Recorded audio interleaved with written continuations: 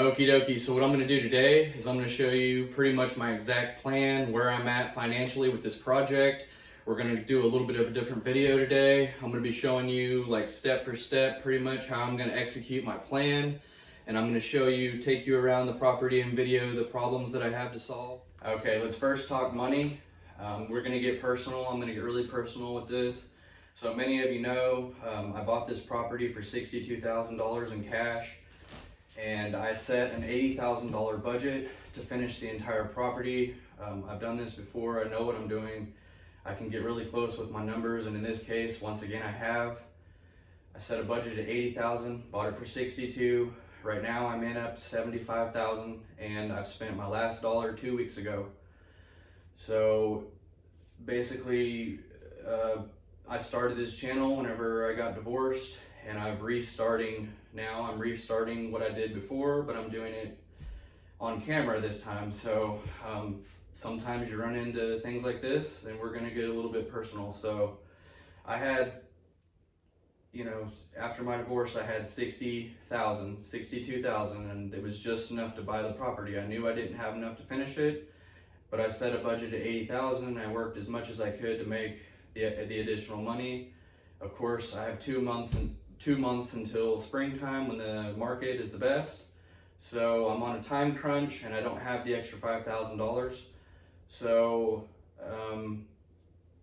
what I'm gonna do is I'm gonna, at 75,000 cash, and I've got $0 now. So let's just say I have $0, and that's for this property that I'm talking about, because I'm videoing this property. But I have $0 and I need $5,000. So how do I get the $5,000? Well, I have a Lowe's account. I have a pro account at Lowe's, and that's a zero interest credit card with 5% off. So you get 5% off your purchases plus 6 months to pay it off without having to pay any interest. So what I'm gonna do, and I have a $7,000 limit on that, I'm gonna go up the $5,000 that I need to finish this property, and I'll walk you around and show you all the problems and how much all this stuff's gonna cost. But I need $5,000 to finish it, and I'm gonna charge all that at zero interest on my Lowe's account. Starting Monday, I'm gonna start drawing money out from the Lowe's to pay off all the material costs to finish the property. Originally, I was gonna turn it into a triplex from a duplex, but that's an additional $5,000. After running some numbers, I'm not gonna be able to realistically do that within a 6-month period. So what I'm gonna do is I'm gonna swallow my pride a little bit. I'm gonna backstep, and I'm gonna keep it a duplex.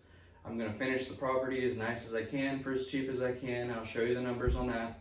Well, we got a $5,000 budget to finish this property, completely finish it, list it on the market in less than 2 months, I'm hoping. And then that way, hopefully it can sell within the 2 months, and I'll still have 2 months to pay my debt at Lowe's once I cash at close on the property. Now, the property was bought for $62,000. I have a budget of $80,000, and we're gonna be on budget. So I'll be in $80,000 cash, and on selling, I need to walk away with a check. I wanna walk away with a check for at least $165,000. I'm gonna list the property at $185,000, most likely, based off some houses around the area. So it's looking like in between $150,000 and $185,000. So if you do the math, it's a pretty good penny for a year's worth of work. I work a free schedule. I also collect rent checks from other property. But that's kind of where I'm at right now. $0, looking like $5,000 in debt. And let's go walk around the property now and check out the problems and how much those problems are gonna cost to fix. Let's first talk interior. Number 1 on the list is a temporary shed, and that's gonna cost $300. Let's take a look. Okay, so here's the outside of the house right here. You can see on the left side of the porch right here, there is obviously a floor and there's a back wall there. I need to put a temporary shed out here to put everything that's inside this room, which is where I need to be working. You can see we need to do a lot of work in here. We'll get to that in a second. But I'm gonna build a temporary shed out here, build actual walls and siding and everything with a little makeshift door that I make probably out of plywood. Let's talk number 2 and number 3 on the list. Foundation jacking, $300. Sound barrier wall, $300. Let's take a look. Those of you that have been watching, you knew there used to be a chimney right here, and what it did is it sagged my house in the middle of the house. So once again inside this, because this is my work zone, after clearing all this out, I'm basically gonna cut a hole in the floor along the edge here and a hole in the floor along the edge over here in an L shape. And that will allow me access underneath the house to do the jacking. This is the middle wall in the house that I need to be jacking up, so it's gonna be easy. I'll cut it out here, and I'll jack up here and there, and probably another jack down the wall that connects to this one and goes that way. Anyway, so that will be coming up, and I'll be showing you how to dig those piers and jack up the floor. I do have a pier building video already in my concrete or my masonry playlist if you want to go check out some of that. But we'll be doing more of that and floor jacking in here. Next up, on the other side of this wall right here, there's no insulation in the old houses. Back in the 40s and 50s, they oftentimes didn't put insulation, and they built the walls out of wood planks. So instead of tearing this, this rock is actually paneling. So instead of tearing off the paneling, tearing off the plaster behind that, and then ripping off all the wood panels and rebuilding this wall, adding in insulation and such, blah, blah, blah, blah, blah. Instead of doing all that, I'm gonna leave the wall that's there, take the electrical outlet that's back here, I'll put a junction box there, run the wire into a new wall, which I'm gonna build in front of that. That's gonna be my sound barrier wall, because on the other side of that is a tenant and you can hear right through there. So what I'm gonna do is build a secondary wall, put foam, insulation, run that electrical, blah, blah, blah, and we'll make a sound barrier wall 1 foot from the old wall there. And that way, when there is a TV in here and such, it won't wake up the person on the other side if they're sleeping at night, and so on and so forth. Okay? So that's the sound barrier wall and the floor jacking. Okay, and that foundation and sound barrier wall together, $600. Both are gonna cost about $300. Next up on the list is skim coating the walls, trim, caulking, paint, ceiling, and light fixtures. $300. Let's go check out that. Okay, this is the living room. That room that I've been showing you is on the other side of this, and this is the rest of the house. Obviously, it's all done over here. So what I'm gonna do is I'm gonna put in that room in there, I'm gonna put the same ceiling that I have in here, basically the same LEDs, the same system that I have in here basically, and as well as in here. I'm gonna put a ceiling fan inside that living room, just like this one, the same white ceiling and the trim around the tops. I actually didn't video that, but I skim coated this wall, this wall, this wall, and this wall, and I did this one on video, and this was like that old rock, but anyway, and these were old paneling walls. So that skim coating, I'm gonna be showing you how to skim coat on those old walls inside that room, and we're gonna make them look brand new like this, just like sheetrock, smooth wall sheetrock, even though we know it has lines and things inside it, and I'll show you what that looks like. But I wanted to show you, yeah, that was the ceiling, the light fixtures, so we went over that. Trim, caulking, paint. We're gonna go with this gray paint, white trim, save as much trim as we can, and let's go look at the walls, and I'll show you what they look like right now, and what they're about to look like is this. Okay, and here I have the paneling. I'm gonna be taking mud and tape, but no tape, mostly just mud, and I'm gonna be filling in these grooves so that this is smooth wall, be very durable, because it's actually gonna be paneling with other walling behind it. So once I skim coat it, prime it, paint it, this is all gonna look brand new. All this, I'm gonna keep that window right there, skim coat everything, build the sound barrier wall, jack up the house, skim coat all this. This is that piece of plywood that enters into the kitchen in there. I'm just gonna skim coat everything and keep everything the way it is. As far as those walls go, it's gonna go real fast, and it's gonna be not a lot of money. The final interior project that I have lined out for us is the flooring. I'm gonna go with this same flooring that I have right here that matches the rest of the house. It's gonna cost about $300 to do that room, and it's waterproof laminate flooring. Now, the final budget for the interior project is $1,500. Do you think we can do it? You'll have to follow along. Here is why I'm changing the flooring, in case you couldn't tell from the other pieces of the videos that I put in here. That old shaggy pink carpet's gotta go. Okay, now let's talk exterior problems that we have to do.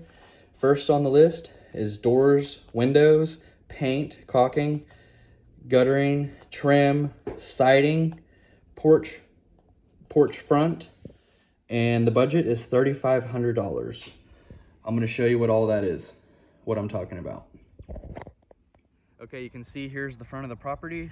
Obviously painting, I'm gonna paint the entire building, and I might go white because the building's already white and I won't have to prime it. I'll just be scraping and then just painting it re-white. Also, I can save some money by doing that. So anyway, we're gonna keep, this is a new roof already, the chimney's gone.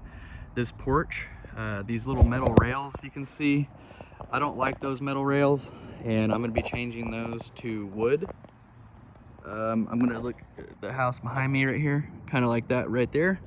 I'm gonna be doing wood post all the way around, 6x6s, or 4x6s, sorry. One there, all the way around.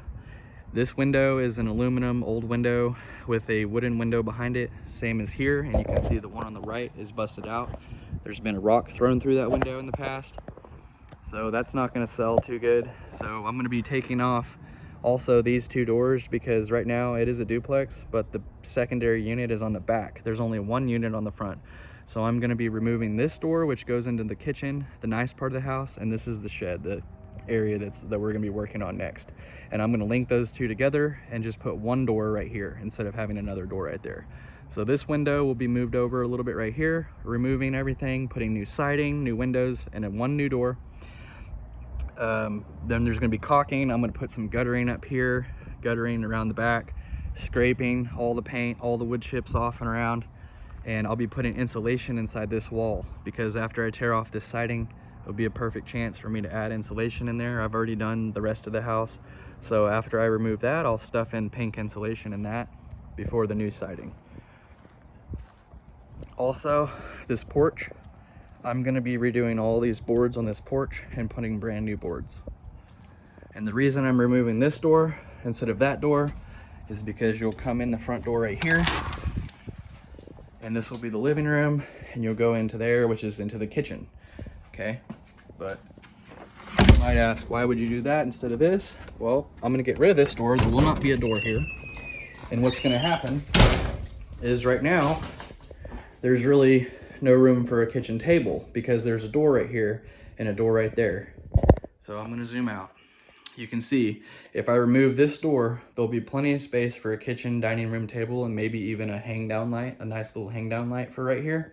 And then they can still go into the living room and such. People will be playing in there, watching TV, coming back and forth to the kitchen, a little eating area, and behind me is all the cooking stuff. But then there's gonna be a door right here that will separate the bedroom from the kitchen. So, and on the back of this door, or on this door, I'm gonna be putting a mirror, a hanging mirror. And the reason I'm putting a door here, which I've made this old hallway into an actual like closet or like a walk-in closet type feel. There's a little closet right here for my guns. It's a little gun case, and my closet for my daughter, but you could use it for whatever. The mirror will be on here, so you can open that door and see your whole outfit standing inside this closet. Water heater's in there, door right here. So, and then you can leave the bedroom and go out in here. I think that makes more sense so that you won't have the bedroom connected into the kitchen and living room area. So that's kind of what I'm doing with this old hallway. It's now a walk-in closet because there is no bathroom doorway. It used to be right here. I removed that to give me more space in the bathroom. And now the hot water heater, which used to be in the bathroom, the entryway to the hot water heater is now right here. And this is that walk-in closet. But all I have to do left is put that door in right here. So I hope all that makes sense. Maybe you understand. Let me know if you like that idea, or let me know in any way if I can help anybody, or if anybody's, you know, any questions at all. I'm open for whatever. So I'll comment back. And this is basically my plan. So, and keep in mind, if you're going to be doing this, you better dang sure know what you're doing, or be watching all my videos, know how to fix all this stuff. Because once you start going into debt, if you don't actually have a solid plan, even me with a solid plan and lots of experience, this plan could still fail. Worst case scenario is I have to take bottom dollar, like way lower than a bottom dollar price, but at that point, I would have already made the $5,000 in my other rent checks, and I'd be back on Easy Street and still have this property. So anyway, it's not the end of the world if I don't finish this plan, but this is how I'm going to do it. This is my execution plan. Hopefully this video was helpful in some way. Maybe you learned a little bit about something, and I'll be seeing you on all these new projects coming up shortly, because I'm going to start drawing out money and working as fast as I can. So stay close. See you next time.